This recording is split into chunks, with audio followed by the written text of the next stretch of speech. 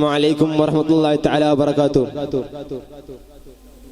ഇസ്രായേലിന്റെ ആക്രമണത്തിനെതിരെ ഇസ്രായേലിന്റെ നേരനായതിനെതിരെ ഫലസ്തീന്റെ പിഴഞ്ഞു വരുന്ന മക്കൾക്ക് വേണ്ടി, മനുഷ്യർക്ക് വേണ്ടി ഈ ഒരു ചെറിയ ആഹ്വാനത്തിന് പുറത്ത് ഒരുമിച്ച് കൂടിയിട്ടുള്ള മാന്യമഹാജനങ്ങളെ, മനുഷ്യ സ്നേഹികളെ, സയൻസ് ഭീകരത, നമുക്കറിയാം. സയൻസ് ഭീകരത മനുഷ്യനെ കൊല്ലുന്നത് മാത്രമല്ല, അവർ ചരിത്രത്തെ കൊള്ളയടിക്കുന്നു, സംസ്കാരത്തെ ഇല്ലാതാക്കുന്നു.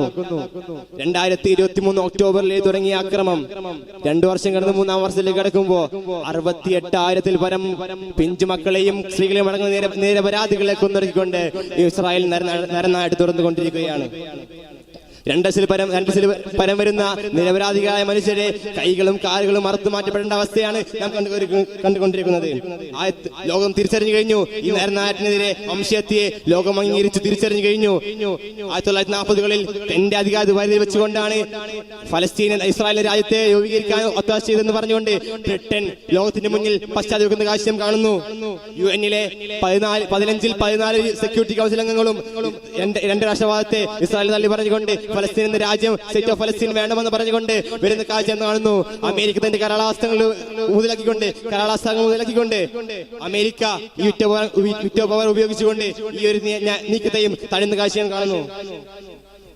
ലോകത്തിന്റെ വിവിധ ഭാഗങ്ങളിൽ, മികില മേഖലകളിലും ലോകത്തിന്റെ പല ഭാഗങ്ങളിലും ഇസ്രായേലിനെ എതിർത്തുകൊണ്ടും ഫലസ്തീൻ ഐക്യദാർഢ്യം പ്രഖ്യാപിച്ചുകൊണ്ടും നിരവധി റാലികൾ നാം കാണുന്നു. ഇതൊക്കെ അവസാനിക്കാറായി എന്നതിന്റെ തെളിവുകൾ മാത്രമാണ്, അടയാളങ്ങൾ മാത്രമാണ് എന്ന് മനസ്സിലാക്കേണ്ടതുണ്ട്. വളരെ പരിതാപകരമാണ് അവിടുത്തെ അവസ്ഥ. രാത്രി കുടിലുകളിൽ നിന്ന് വളരെ കഷ്ടപ്പെട്ടുകൊണ്ട് കൂരുന്ന തണുപ്പിലും ഉള്ള വസ്ത്രം ധരിച്ചുകൊണ്ട് അവർ വെള്ളം ശേഖരിക്കാൻ, ഭക്ഷണം ശേഖരിക്കാൻ പോകുമ്പോ ഉള്ള മക്കളെ, പിഞ്ചുമക്കളെ അവർ ചേർത്ത് പിടിക്കും. ഒരു ഉമ്മ ചേർത്ത് പിടിക്കുന്നുണ്ട്. പിഞ്ചുമക്കളെ, 2 മാസം പ്രായമുള്ള പിഞ്ചുമക്കളെ അർദ്ധരാത്രി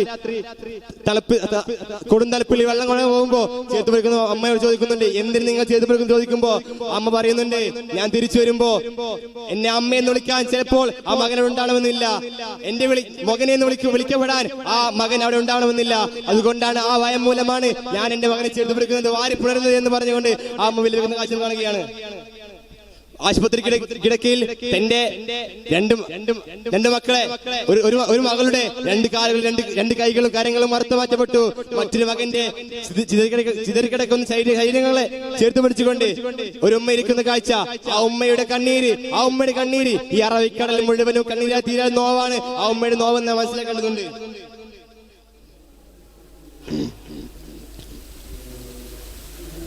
ഇടനെഞ്ചുമിടിക്കുന്ന കാലത്തോളം ഈ അക്രമത്തിനെതിരെ, അനാചാരത്തിനെതിരെ നാം പോരാടുക തന്നെ ചെയ്യണം. ലോകം അംഗീകരിച്ചു കഴിഞ്ഞ കാഴ്ചയാണിത്. ബെഞ്ചമിൻ നെതന്യാഹു കഴിഞ്ഞ ദിവസം UN-ൽ പ്രസംഗിക്കുന്ന സമയത്ത് ലോകത്തിന്റെ പല രാജ്യങ്ങളിലെ നേതാക്കളും ഇറങ്ങി പോകുന്ന കാഴ്ച കണ്ടു.